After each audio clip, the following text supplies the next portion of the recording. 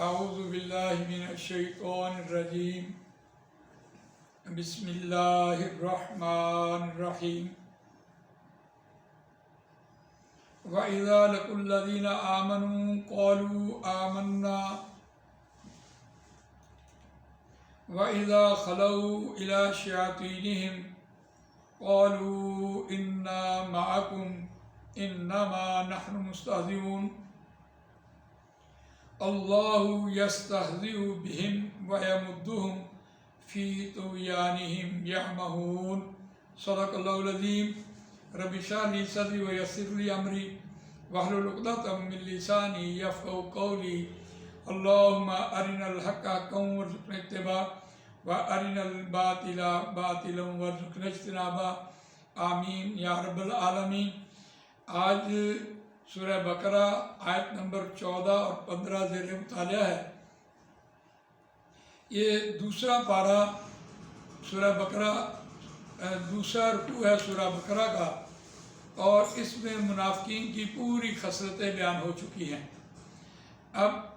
دیکھتے ہیں کہ روان ترجمے میں وَإِذَا لَقُوا الَّذِينَ آمَنُوا قَالُوا آمَنَّا، اور جب وہ ملاقات کرتے ہیں اہل ایمان سے تو کہتے ہیں ہم ایمان لائے۔ وَإِذَا خَلَوْا إِلَى شَيَاطِينِهِمْ، اور جب وہ خلوت میں اپنے شیطانوں کی طرف ہوتے ہیں قَالُوا، کہتے ہیں اِنَّا مَعَكُمْ، بے شک ہم تمہارے ساتھ ہیں، إِنَّمَا نَحْنُ مُسْتَهْزِئُونَ، سوائے اس کے نہیں، صرف اور صرف ہم ان کا مذاق اڑانے والے ہیں۔ اللہ یستہزئ، اللہ ان کا مذاق اڑاتا ہے، بہم ساتھ ان کے، ساتھ ان باتوں کے، وَيَمُدُّهُمْ، اور وہ ڈھیل دیتا ہے، مہلت دیتا ہے ان کو، فی طغیانہم یعمہون، اور وہ اپنی سرکشی میں، اسی میں وہ اندھے ہو رہے ہیں۔ اب یہ قرآن مجید نے جو باتیں ایک بات بیان کی ہے اور ان کی ایک ہی خصلت بیان کی ہے، اور وہ بڑی خوبصورت اس اعتبار سے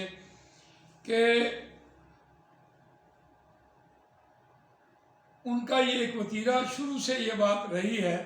کہ وہ یہ عمل کرتے تھے کہ جب وہ اہل ایمان کے ساتھ ملتے تو اس وقت وہ ان میں جا کے شامل ہوتے، اور پھر جب اپنے شیطانوں کی طرف آتے، اپنے انسانوں کے، اپنے دوستوں کی طرف آتے، تو اس وقت وہ کہتے کہ ہم تو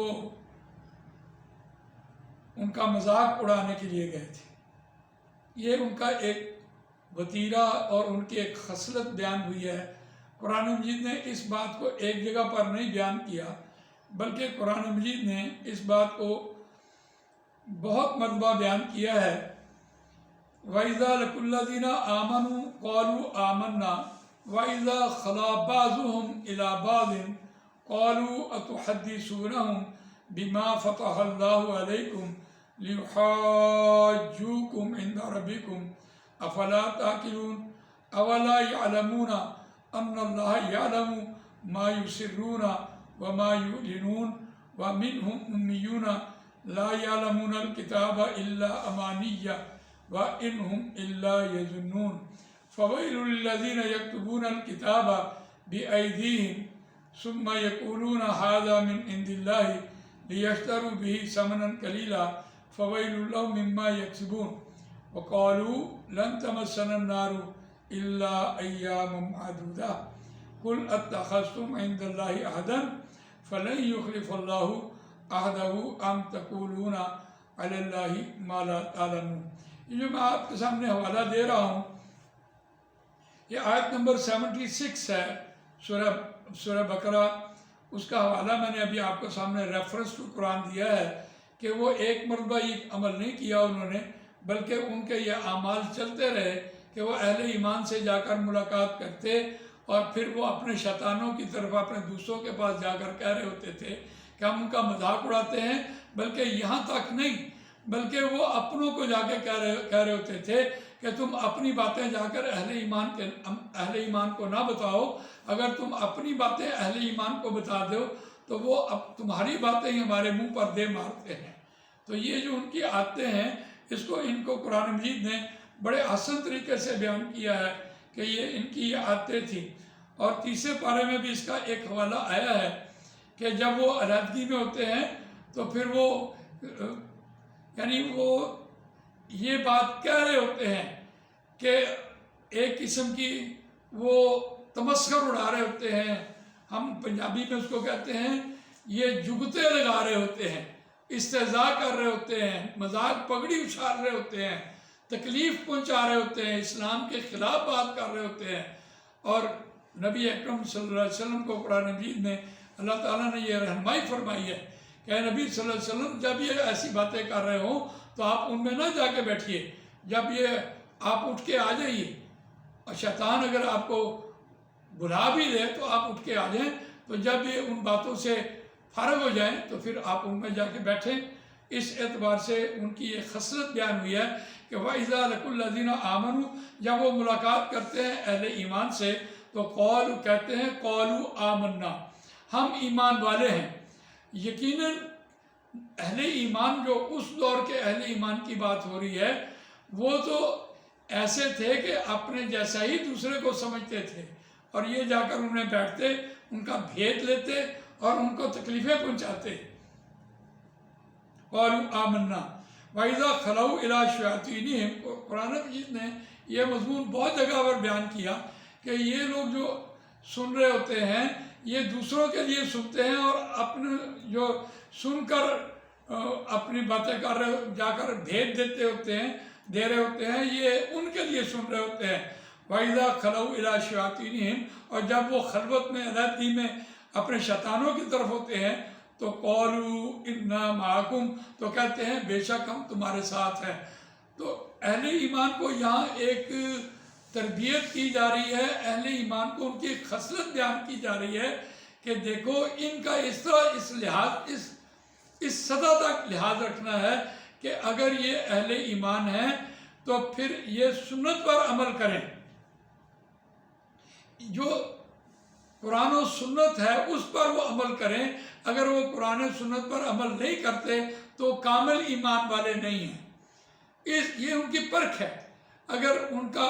حلیے کے اعتبار سے آپ سمجھیں یا ان کے فرائض کے اعتبار سے آپ دیکھیں وہ نماز کے پابند نہ ہوں تو پھر ایسے لوگوں کا لحاظ نہیں رکھنا چاہیے، ان کو اپنی محفلوں میں نہیں بچھانا چاہیے۔ یہاں قرآن مجید نے اہل ایمان کو یہ بات کہی ہے کہ جب تمہاری محفلوں میں آ رہے ہوتے ہیں تو کہتے ہیں ہم ایمان والے ہیں، جب وہ خلوت میں شیطانوں کے پاس ہوتے ہیں تو ان کو پھر دلاسا دے رہے ہوتے ہیں۔ قَالُوا إِنَّا مَعَكُمْ، کہتے ہیں بے شک ہم تمہارے ساتھ ہیں۔ إِنَّمَا نَحْنُ مُسْتَهْزِئُونَ، تو سوائے اس کے نہیں، صرف اور صرف ہم مذاق اڑانے والے ہیں۔ قرآن مجید نے یہاں ایک بات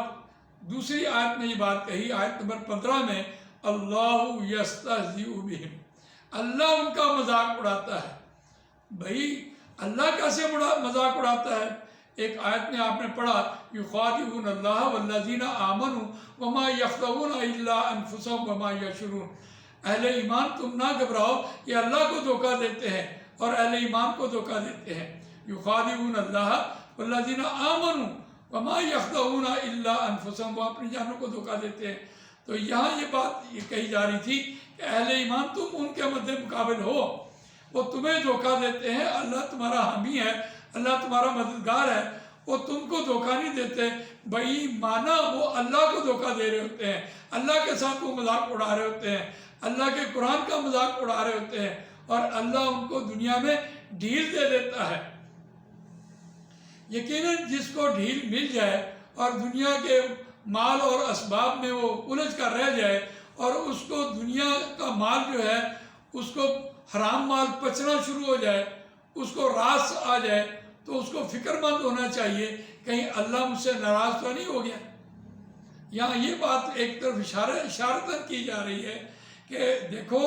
اللہ جس کا مذاق اڑاتا ہے اس کو دنیا میں ڈھیل دے دیتا ہے، دنیا اس کے لیے بڑی فراوانی اور خوشحالی والی بن جاتی ہے۔ وہ حرام کھائے، سود کھائے، ظلم کرے،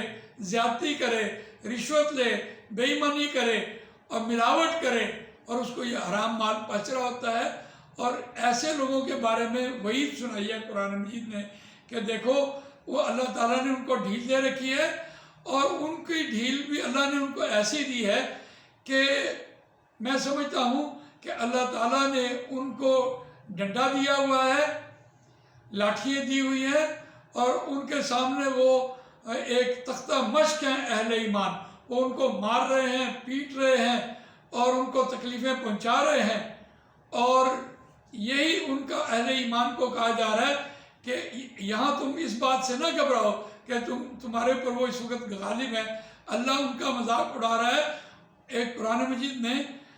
جو سورہ آل عمران کے آخر میں بات آئی ہے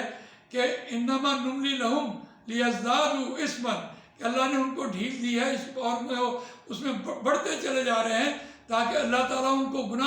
گناہ سے توبہ کی توفیق ہی نہ دے، وہ اس گناہ میں مشغول رہے۔ یہی بات اس طرف اشارہ کیا جا رہا ہے، فی طغیانہم یعمہون، وہ اسی اپنی طغیانی اور اپنی سرکشی اور حد سے بڑھ جانے میں اور اہل ایمان کو ستانے میں وہ بڑے خوش ہوتے ہیں، وہ اسی میں اندھے ہو رہے ہیں۔ یعنی اندھے سے مراد یہ ہوتا ہے کہ ایک آدمی اندھا ہو گیا ہے اور اس کو کچھ نظر نہیں آ رہا، سوجھ بوجھ ختم ہو گئی ہے اس کی۔ یاد رکھیے عین میم،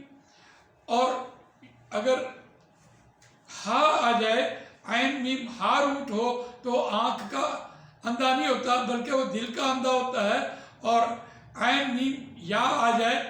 تو وہ آنکھ کا اندھا ہو رہا ہوتا ہے۔ تو یہاں عین میم ہا سے وہ دل کے اندھے ہیں، ان کے دلوں پر اللہ تعالیٰ نے مہر لگا دی ہے اور وہ راہ راست پر نہیں آنے کے۔